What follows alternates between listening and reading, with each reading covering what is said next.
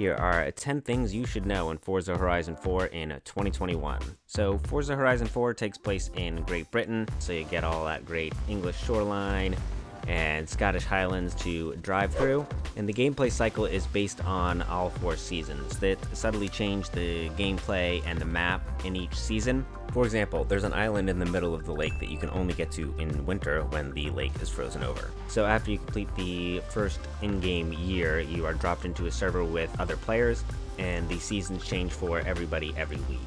We'll have a little bit more on that later in the video, but that is the base cycle of the gameplay of Forza Horizon 4. If you're driving around Forza's massive map and find that you want to change your ride, you're not happy with it, or you've been driving on the road and think you would like to have a truck and go off-roading, you can do that. You can have a car delivered to you anywhere. You just go into the start menu and select the car from your garage that you would like to have delivered to you. Now, quick note, you won't be able to tune or customize it. In order to do that, you will have to go back to the festival or to one of the player houses. More on that in a minute. As you drive around in Forza and start to complete races, you may see the little camera icon above some of the other players' cars. This is for the Horizon Photo Promo Challenge, so be sure to snap photos of these when you see them for quick cash and rewards. In order to do that, you can just hit up on the D-pad to enter photo mode, and you can either take a normal photo using the regular process, or if you just want to snag a quick shot just for the promo, you can just hit right bumper to take a quick promo shot and back right back out again. Also, while we're on the topic, Forza does have a pretty nice photo mode, so if you're into photography and showing off your cool rides, be sure to check out the photo mode and play around with that, because it can be a lot of fun.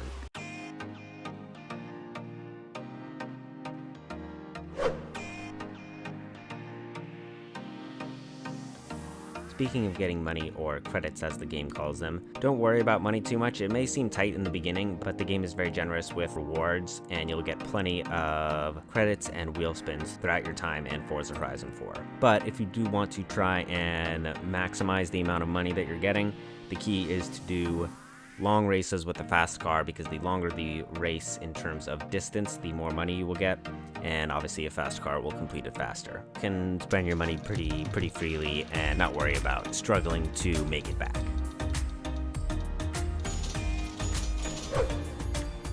Continuing on the theme of money in game, one thing you'll want to do when you do have the money is to buy the businesses and houses available for purchase.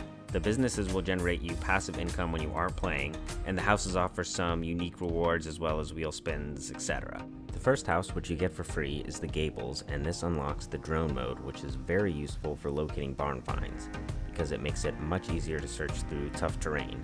It can be kind of difficult to look around when you are driving through the woods.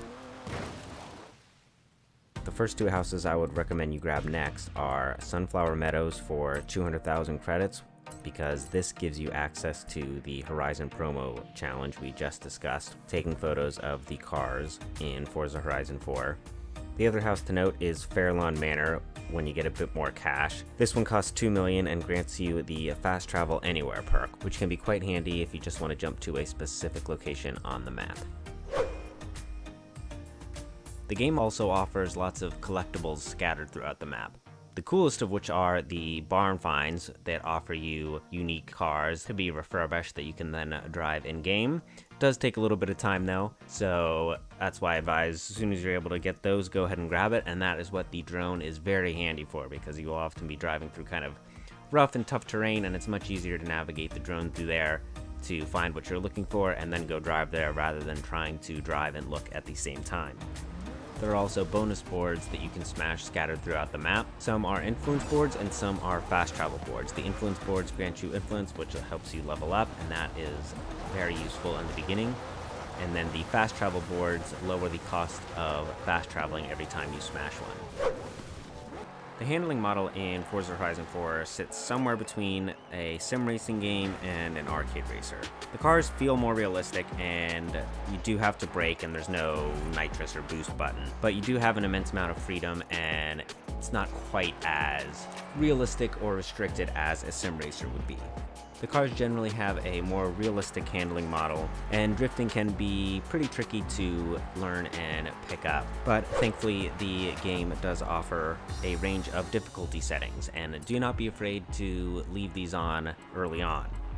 I would recommend you start with most of the assists on if you're new, and as you start to get a feel for the game, slowly turn them off. I know when I first started back in Forza Horizon 2, I felt like I was good at racing games and I wanted to get all those extra credits by turning the difficulty settings up, and I ended up just not really having a great time because I made it really hard. And when I finally realized that and turned some of the settings back on to make it easier, it ended up also being more enjoyable for me as well.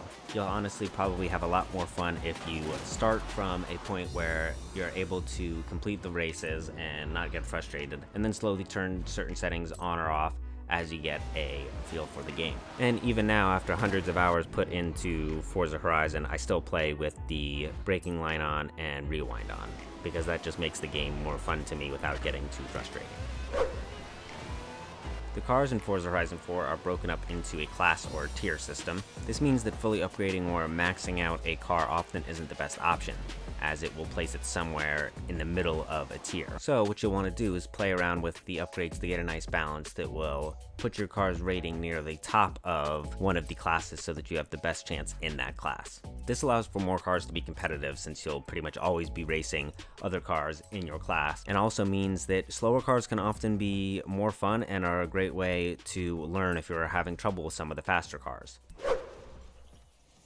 And last but not least, do whatever strikes your fancy. Forza Horizon 4 is a huge game with so much to do, but once you've reached the end game, or even before then if you've got a good grasp on it, I would recommend completing the weekly Forzathon challenges, as you can often find special rewards and vehicles that you can't find anywhere else, as well as new cars being added to the game every month, even 3 years after release. There's also still a fairly healthy online community where you can compete in races, or the appropriately named playground games, where you can play games like King of the Hill and Infected, which is basically tag. And there's even the Eliminator, which is the Battle Royale mode with cars. Well, if you guys can count, that is 10 things. So if you guys enjoyed the video or found it useful, please be sure to leave a like down below, and maybe think about hitting that subscribe button.